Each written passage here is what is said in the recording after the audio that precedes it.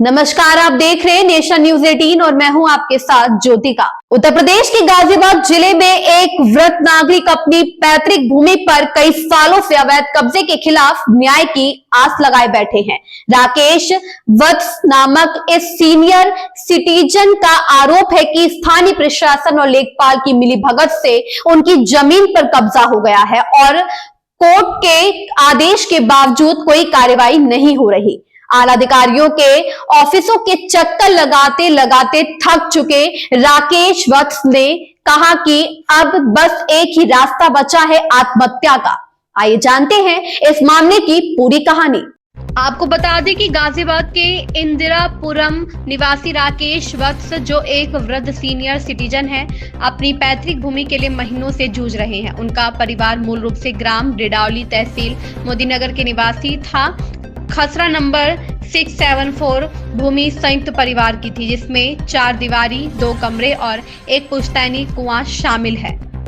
नायब तहसीलदार मोदीनगर की अदालत में दायर वाद में 4 जनवरी 2022 को लेखपाल ने मौके पर जाकर राकेश वत्स का कब्जा सत्यापित किया। अदालत ने 19 फरवरी 2022 को नामांतरण कर दिया, जो आज तक जैसे का तैसा है। लेकिन मुसीबत तब हुई जब मई 2022 में राकेश वत्स ने इस भूमि पर निर्माण कराने की कोशिश किया। आसपास के लोगों ने मजदूरों को भगा दिया और भूमि पर एक प्रतिमा रखकर कब्जा करने का प्रयास किया गया। राकेश वत्स ने कई प्रार्थना पत्र दिए, लेकिन कोई कार्रवाई नहीं हुई। आखिरकार अदालत ने 9 जुलाई 2025 को उनका पक्ष मानते हुए कब्जा दिलाने का आदेश दिया। यह आदेश उप जिलाधिकारी मोदीनगर को भेजा गया, लेकिन उसके बाद भी सन्नाटा। राकेश का आरोप है कि लेखपाल अजीत चौधरी ने रिश्वत के लिए 2 लाख रुपए की मांग की और मना करने पर धमकी दी। लेखपाल ने बिना पैमाइश की रिपोर्ट दी और उच्च अधिकारियों को गुमराह किया कि वहां आबादी है, इसलिए पैमाइश संभव नहीं। पूर्व लेखपाल ऋतु ने पहले ही पैमाइश कर ली थी, लेकिन वर्तमान लेखपाल पर भ्रष्टाचार का गंभीर आरोप लग रहा है। निराश होकर राकेश वत्स ने विधानसभा लखनऊ के सामने आत्मदाह की धमकी दी। 8 अक्टूबर 2025 को वे लखनऊ पहुंचे, लेकिन 9 अक्टूबर को पुलिस ने वादा किया कि 3 दिनों में कब्जा दिला देंगे और उन्हें वापस गाजियाबाद ले आए। आज 31 अक्टूबर तक कोई कार्रवाई नहीं हुई। पुलिस ने एफआईआर भी नहीं दर्ज की, ना ही अवैध कब्जा या मूर्ति रखने वालों पर कोई एक्शन लिया। राकेश का कहना है कि मुख्यमंत्री योगी आदित्यनाथ भूमाफियाओं के खिलाफ सख्ती कर रहे हैं, तो उनका मामला क्यों लटका है। उन्होंने डीएम गाजियाबाद को पूरा प्रकरण लिखकर भेजा है ताकि मौके पर जांच हो। राकेश वत्स की गुहार है कि मैं वृद्ध हूं, सिर्फ अपने हक के लिए लड़ रहा हूं। न्याय के सारे दरवाजे बंद हो चुके हैं, मगर राकेश वत्स अभी भी न्याय के आस लगाए अधिकारियों के ऑफिसों के चक्कर काट रहा है। अब देखना यह होगा आखिर इस मामले में एक वृद्ध आदमी को इंसाफ कब तक मिलता है। गाजियाबाद से अबशार उलग की रिपोर्ट। बाबूजी, आप तहसील आए थे, क्या मामला था, क्या बताएंगे इस बारे में? अभी ज़मीन थी दियोली में, पहले भी मेरा एक जगह बात हुई है। प्रशासन का कहना यह है ज़मीन खो गई आपकी ज़मीन। मैं बता रहा हूँ, मेरी ज़मीन यहाँ से यहाँ तक भूमाफियाओं ने कब्जा कर रखा है। मुझे एक मोटी बात ये समझ थी कि क्या भूमाफिया की कैटेगरी भूमाफिया की एक भूमाफिया कैटेगरी में नहीं है कोई। मेरे करने के बावजूद मैंने एसडीएम साहब को बोला कि मैं लखनऊ जा रहा हूँ, आप मेरी सुन लो। 4 साल से मैं केस लड़ रहा हूँ, मैं जीत गया हूँ। डीसी के सामने मैंने फेवर ऑर्डर कर दिया, ऑर्डर कर दी ज़मीन नाप दो इनकी। पटवारी कानून को सब मिल के वहाँ से भाग आते हैं, मेरी प्रॉपर ज़मीन ही नहीं। दूसरी बात यह है, मैं लखनऊ गया, मैंने कही मैं लखनऊ जा रहा हूँ, मैं यूनिट से मिलूँगा, मेरे साथ इंसाफ होगा। पुलिस मुझे पकड़ के ले आई कि आपको डीएम साहब से बात करिए, डीएम साहब से बात होगी, 2 दिन में आपका सर्विस हो जाएगा। पुलिस भी झूठ बोल के ले आई, ना डीएम से बात हुई ना किससे बात हुई। मुझे चौकी में बैठा दिया। 2 पुलिस वाले मेरे आगे पीछे, ना मैं खाने का रहा ना जाने का रहा।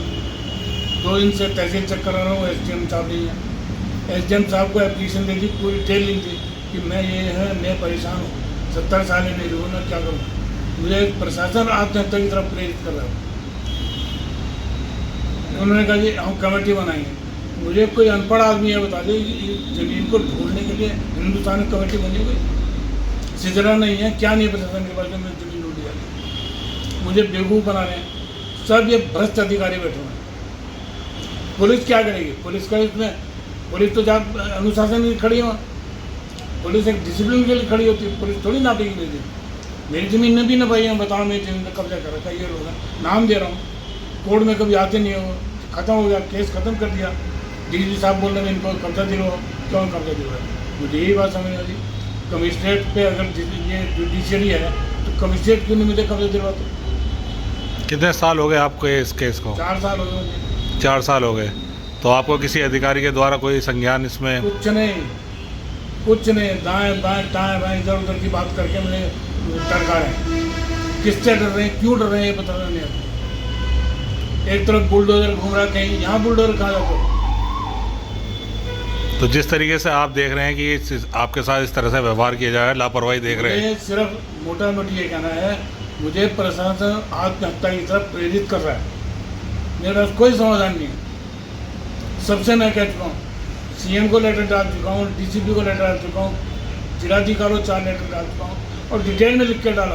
अगर मेरा फॉल्ट है मुझे बताए, मुझे करे, मुझे बताए गलती मेरी क्या है। मेरी पूर्वजों की ज़मीन है, मेरे कुल देवता थे वहाँ, आधी कब्जा कर चुके हैं, आधी मैं छोड़ चुका हूँ। मैं तो आधी मांग रहा हूँ, आधी ऑलरेडी कब्जा हो चुकी है। 2 ईंट पटवारी के बिना नहीं डर सकती खेती में कहीं। अब वो पटवारी कहते हैं आबादी होगी, नापे कहते हैं, आबादी किस कहने से होगी? बिना पटवारी कहने से होगी? मिलो में ही अधिकारी कब्जा कराया गया खेती जमीनों में। तो अगर आपको इसमें इंसाफ नहीं मिलता, आपकी बात नहीं मानी जाती, आप क्या करेंगे इसमें? मैं वही करूँगा, मैं लखनऊ जाऊँगा, योगी से बात जाऊँगा। मुझे कब तक रोकेगी पुलिस? मेरे पास समाधान नहीं है। मैं तो कह रहा हूँ, मुझे आत्महत्या की तरफ प्रेरित कर रहे हैं ये लोग। क्या करेगा आदमी? 70 साल मेरी उम्र है, घूम घूम के थक गया। रोज इंदिरा भवन से निकलता हूँ, 1000 बार तो मेरी गाड़ी में कर सकते हैं। एसडीएम नहीं है, क्या करूँगा मैं? इस खबर में बस इतना ही। बने रहिए नेशन न्यूज़ 18 के साथ।